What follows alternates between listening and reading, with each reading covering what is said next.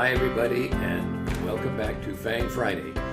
This is Ross Healy, the Chairman of Strategic Analysis Corporation and a Senior Portfolio Manager at McNichol & Associates Asset Management. Well, this past week was one for the books. Meta, Facebook, managed to lose in one day the equivalent of the entire market capitalization and more of AT&T. And Google and Amazon provided massive upside surprises in their respective fourth quarter numbers. They are both close to offering buy signals if they're able to sustain the gains that they have made, plus enough to break above key breakpoints. I'll give you the SVA pros and cons of the possibilities of that happening. Apple surprised me as well, but by what did not happen. However, before we take a close look at the FANGs, as always, I do like to say thanks to everyone who likes this video and all our subscribers. Okay, let's start off with Meta, or Facebook. I still like to call it Facebook, but anyway, Meta it is. And Meta provided a massive downside surprise and really took a huge tumble. Now, the question is Meta close to its actual LSG price? That's 4.5 times book value, okay, once we get the new balance sheet in. And why is that important? Well, let's go and take a look at the long-term picture of Meta going back, well, all the way back to 2015. And there we will see that the LSG price actually was quite significant. Now, it did break slightly below that in 2018, but of course, remember, that was in that sharp sell-off at the end of 2018. So there was a little bit of a kind of an overreach in that one. And very much the same thing happened in 2020. Okay, the stock dropped below there. However, what happened was, of course, was that the Standard & Poor's 500 and the NASDAQ 100 found powerful support and bounced and took the stock with them. I was just dying for this company to reach its super growth price. That's 3.5 times book, or I would have been willing to mortgage my future and my children to buy the stock. However, didn't quite get there. Now, the issue, therefore, is when we get the new balance sheet, has the price actually now almost got back down again to the LSG price? Because if so, then we may be getting a trading buy in the stock. We'll have to wait for next week to see what happens. Alphabet, well, my goodness, did Alphabet ever come in with some scorching numbers, eh? Just an amazing jump in sales and earnings, approaching 26%, which, by the way, is a bit of a surprise here, because you know, if we look over the past 5-10 years, the company has generally grown at about a 13 to 15% compound annual rate, and those numbers are almost double what the company has actually been able to achieve. So the question as to whether we are going to actually see a breakout or not is going to depend on the market's assessment that those sales and earnings numbers are sustainable. Because if they're not, we may well see a pullback. That is a story, of course, for another day, because we haven't got that breakout as of yet. And I could pretty much say, by the way, the same thing about Amazon. Now, this was as of the close yesterday, but as of about 2 minutes ago, when I was looking at the price of Amazon, it had rallied right to 32.13. So, to all intents and purposes, right back to its HB2 price.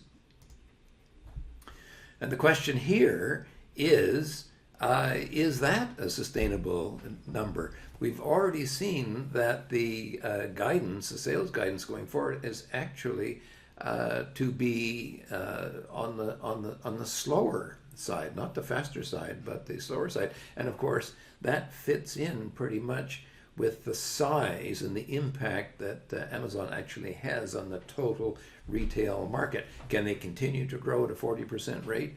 Not likely. And therefore, a slowing, at least of the sales, is now an issue. And what the impact of that is going to be on the market for the stock. Breaking below its HB2, the market, I think, had already spoken. However, the earnings numbers were just unbelievable.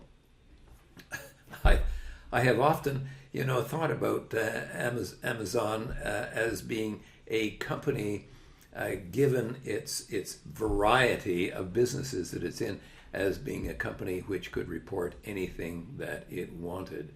And the question is those earnings numbers, are they sustainable, or are they one-off as well? However, we're going to have to let the market make its decision on that. And as of 2 minutes ago, it hadn't broken out yet. So we are not putting it back in the Phantom FANG portfolio as of yet. Apple was the fourth big surprise, actually, to be perfectly honest.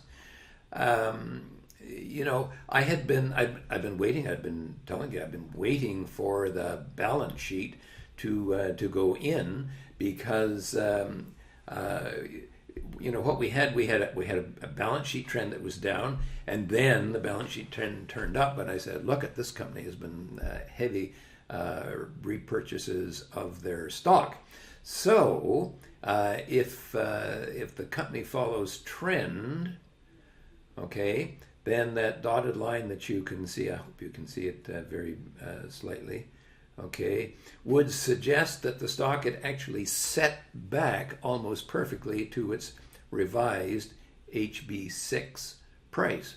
Well, as it turns out, my illusions or delusions have been shattered. The company has not been buying back stock. So in point of fact, we actually did have a breakdown of the stock. A nice rally off the putative HB6 price, which has proven as to be a shibboleth, and now what is going to happen. For the moment, with the momentum in the market, I will leave the stock in the Phantom FANG portfolio, but I must say that I do have some concerns right now. Microsoft had a perfect hit at its HB2. Last week we put it into the Phantom FANG portfolio. And the same, of course, went for Tesla. Exactly the same thing, and both of them have bounced nicely. Now, more questionable was Nvidia. It had actually broken below, and given what I expect, based at least on the analysis of Fred Hickey, who writes the excellent The High-Tech Strategist letter, has said about the outlook for semiconductors, I had been concerned that breakdown would call for lower price levels. Well, in the strength that followed in the past week, it's broken above. I'm going to leave that for a moment because I'm still concerned about the outlook for the semis. And the same thing could be said for Netflix as well. I mean, look at the fair market value. It's taken a sharp turn for the worse. Now, the stock did fall to its HB1 and below it before popping up in the last couple of days, but it's been a little bit on the weak side. I have been expecting that it will set back to its bubble price at 7.4 times earnings. We'll have to see what happens if the company goes back to its HB1, which is 10 times book, and see how the stock holds. Now, in summary, I'll start off by reminding you what I said last week. Neither the NASDAQ 100 nor the Standard & Poor's 500 had fallen all the way to levels where I would look for strong support. The NASDAQ missed its bubble price, that's 7.4 times book value, by 4%, and the S&P 500 missed its super growth price, that's 3.5 times book, very, very powerful breakpoints, both of them, by the way, by 2%. In the past 35 years that I've been working with SVA, if we are now looking at a rebounding market low before the indices reach technical support, this would be the first time ever that such a turn has occurred in all that time. I suspect, that we may still see a retest of the recent lows. So perhaps we'll get a better market reading at that time. Personally, I am not comfortable trying to guess SVA and take action, perhaps prematurely, but believe it or not, I've been wrong before, and there's always a first time. For now, however, we have to go with what SVA says right now. You'll recall that as of the previous week, there was only one stock in my Phantom FANG portfolio, that was Apple. But as of last week, Nvidia, Microsoft, Facebook, Meta, Tesla, and Netflix had all traded down to, and 3 or 4 of them a bit below, key breakpoints. So I'm wondering whether perhaps I should throw in the towel and buy them back anyway. Both Microsoft and Tesla were trading above their key breakpoints, or at or above, so I added them to the portfolio.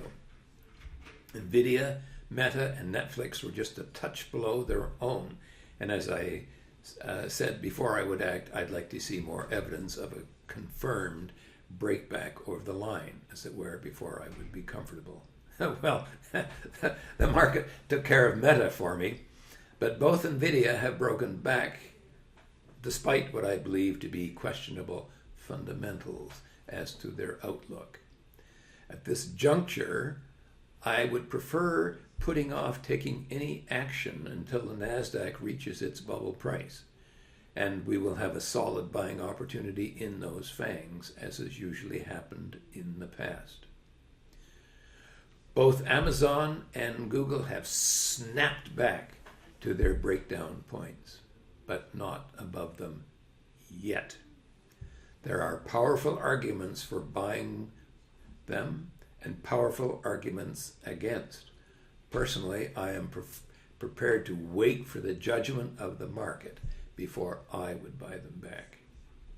As a final thought, now that you have seen, perhaps all too vividly and personally, how poorly or how well stocks can perform in weak markets when they have no decent earnings and fair market value support, if you'd like to see where your own stocks are sitting in order to assess the riskiness of your portfolio, email us at info@strategicanalysis.ca, and let's see if SVA can keep you out of trouble and make you money as well.